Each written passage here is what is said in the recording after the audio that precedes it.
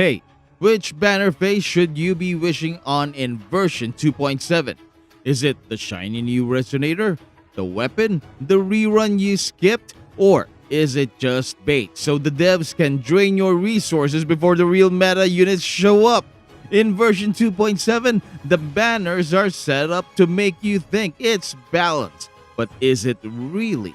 In this video, we will dive into each phase's banner and see how they stack to understand where the true value lies. Yo! Welcome back to the channel. Kamusta po sa inyong lahat? The first half of 2.7 brings Galbrena as the brand new 5-star alongside the rerun of Lupa. And before you even get distracted by the shiny animations, let me just say the value here is absurd. Tagging along are Mortifi, Sanhua, and Lumi, which already looks like a full buffet of synergy. This half isn't just a banner, it's basically a one-stop shop for a fully functional mono fusion comp.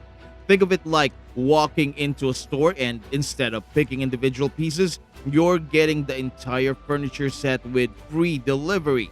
Galbrena and Lupa together already form the backbone of a fusion dream team.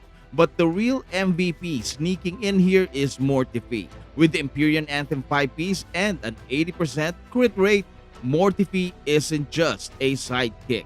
He's basically Galbrena's hype man. Tossing her heavy attack buffs like confetti, his skills might only account for about 30% of her total damage, but the real fun comes from his coordinated attacks and his passive buffs. Every 4 seconds after he crits with his coordinated attack, he cranks Galbrena's attack by up to 20%. And then of course we have Lupa with her pack hunt effect. If you've ever wanted a skill that feels tailor-made for mono fusion comps, this is it. Resonators with Pack Hunt get a 6% attack boost and a 10% fusion damage bonus when attacking Overlord or Calamity enemies. Stack that with 3 fusion Resonators and suddenly your fusion damage bonus jumps another 10%. But it doesn't stop there because Pack Hunt isn't just passive fluff.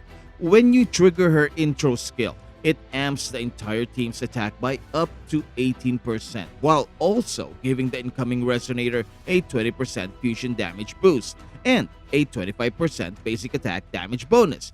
It's basically the ultimate hype package, and the crazy part is it stacks seamlessly with Mortifi's buff. Only problem in this comp is who is going to provide sustained support.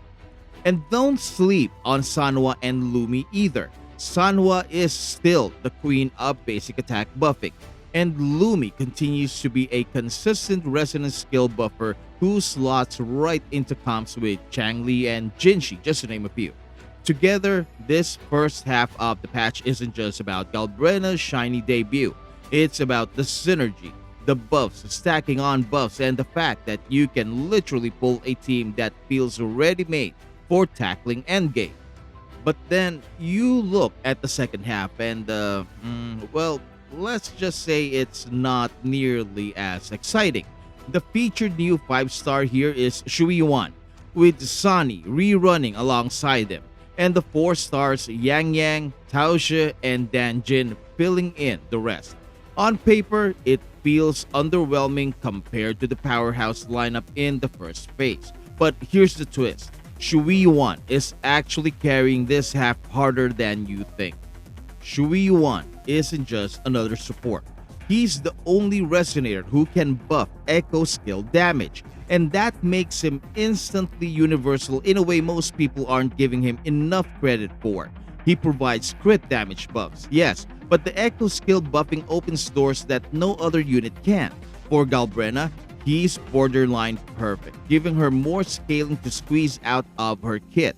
For Frolova and Cantarella, his buffs tie directly into their key skills. And with the possibility of Chisa being a Havoc Bane unit that scales off Echo skill, Qiuyuan is looking more like a future-proof investment than just another shiny banner bait.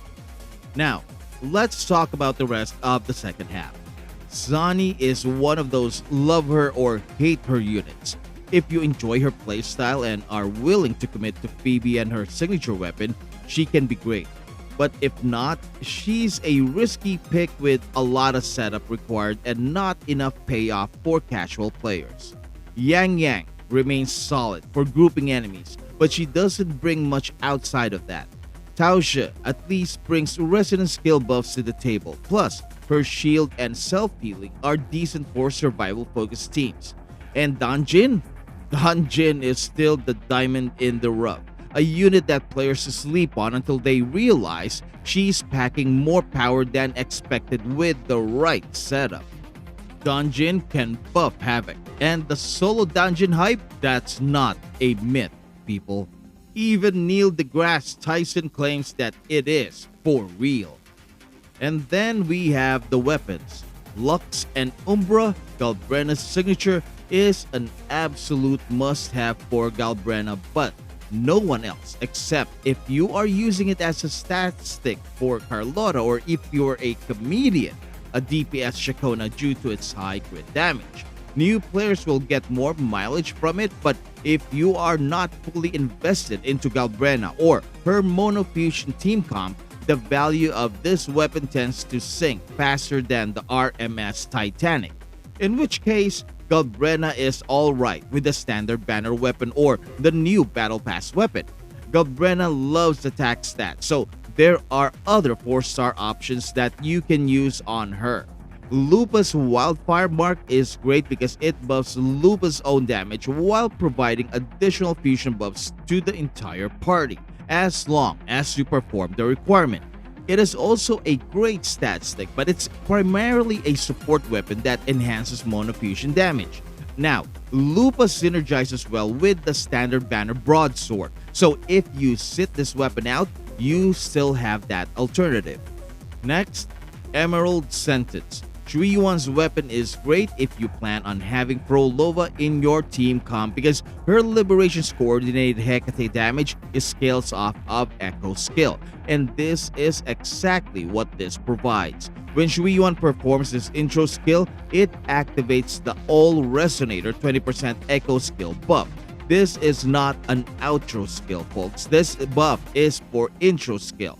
Thus, if you have Prolova's Liberation cooking in the background, you are alright. If not, no one else can benefit from the buff unless if you switch out of Qiuyuan before the 30 seconds are up. This weapon is not just a stat stick either, it has crit rate. Changli, Camellia, just to name a few, can easily proc the support passive of this weapon, but only if you have Prolova's Hecate in the background. The good news is that he is a support who can synergize well with the standard banner weapon. Finally, Blazing Justice, Zani's signature, designed exactly to make her pop with its spectral frazzle effect. The defense ignore is nice to have, but unless you really like Zani, nobody else could ever use this beyond it being a crit and attack stat stick. So, if we're being brutally honest, the value distribution is kinda lopsided. The first half is stacked with synergy, meta relevance, and even off-meta options that still feel strong. The second half looks weak at first glance, but Qiuyuan alone makes it worth a look, especially if you're planning for long-term flexibility and team comps that aren't just locked into fusion. To wrap it up, 2.7's banners are kind of a trap disguised as balance. The first half feels like a golden opportunity to build an entire team from scratch, while the second half hides its worth behind Qiuyuan's insane potential. The smart move? Prioritize the first phase if you want instant results and an easy-to-build comp. But don't ignore Qiuyuan because he's quietly about to become one of the most important supports in the game. So, if this video resonated with you, please leave a like for massive crit buffs, subscribe for extra damage, and hit the bell for incredible gacha luck. Thank you so much for watching. Maraming salamat po, and I will see you in the next video drop. Goodbye.